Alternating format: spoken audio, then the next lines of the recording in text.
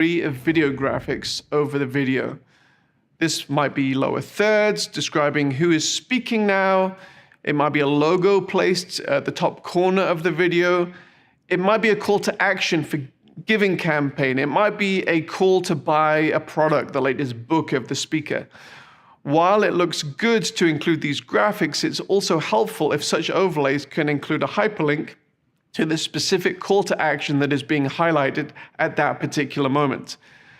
The Sardius platform offers the event producer the ability to schedule such hyperlinked overlays or simply to trigger them in the moment when the call to action is happening. Even if the trigger is spontaneous, such overlays need forward planning and creating so that the presentation can be seamless.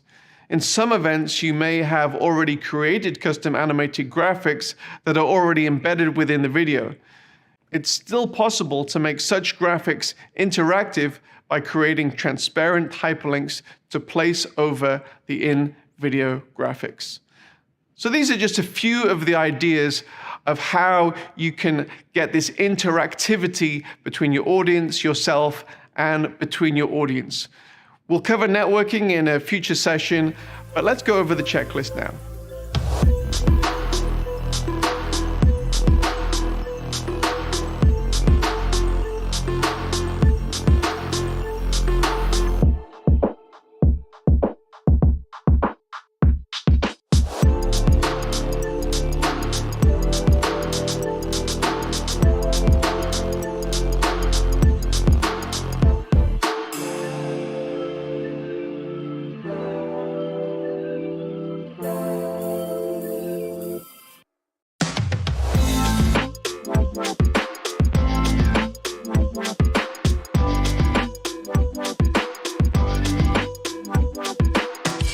Up to this point, we have envisaged either an entirely on-site, an entirely online, or a hybrid event.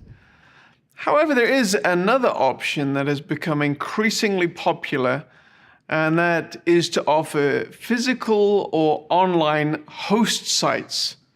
What's a host site? A host site may be a home, a church, an office, or any other location where attendees can gather in smaller groups to participate in the event. Providing an excellent host site experience, like every other component of a world-changing event, needs intentionality. We will leave the hospitality and the in-person network elements to one side for now, and focus on the broadcast and the online components. The first thing that is important to ensure at your host site is that you have good video and audio quality. This might be as simple as casting the video player onto a large TV screen in a home or an office. If you are projecting onto screens in a larger church building, let's say, it is advisable to ensure the picture quality is good enough and that the audio and the video are correctly synced before the event.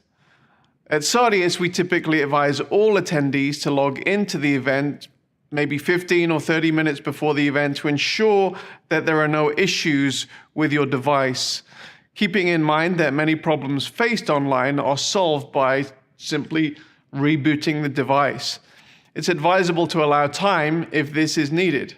However, with larger host sites, we typically advise that it is good practice to do a host site test to iron out any technical niggles should they exist. Let's talk for a moment about the second screen experience which Sardius provides. With screencasting becoming an increasingly popular way of engaging with an event, especially within a host site context, the question is then asked how members of the host site can engage in some of the context-giving and interactive features of the online event, such as how attendees can find out details of who is presenting now, what is coming up, or how the host site audience can engage in chat or ask questions or respond to polls or trivia questions. The solution to this challenge has been the creation of a second event experience, which simply includes those interactive features and is built primarily for the mobile device. This can be used in host site situations as well as actually on-site in a physical in-person event, and gives you as the event producer the added benefit of obtaining better quality analytics from the event Then simply receiving that one IP address, which is casting on the big screen, now you have all of the participants participating and you can get all of that data. Reaching a global audience, time zones and language. During the COVID-19 lockdown, many people have longed for the return of in-person events.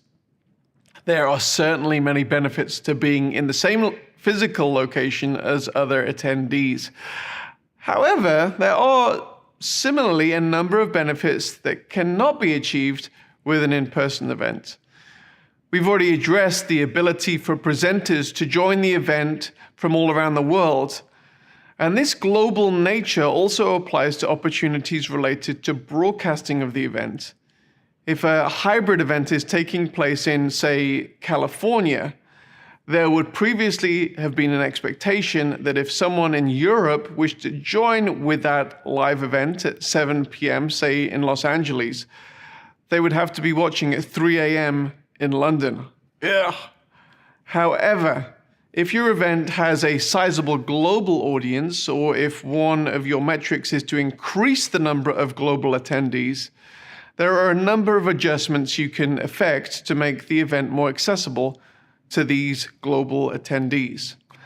Number one, translate the broadcast. This can be done as an alternate audio stream or with closed captions.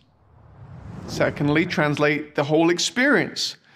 This entire event experience can be translated into target languages. Not just the broadcast, but everything around it is translated into the target language. Thirdly, adjust the timing of the event. With the advent of SimLive, it's absolutely possible to host the event in the desired time zone of a targeted global audience. So you may have it at 7 p.m. in Los Angeles, but you can also have another experience in London and another experience in Seoul, South Korea. So those are just a few of the things that you can do to engage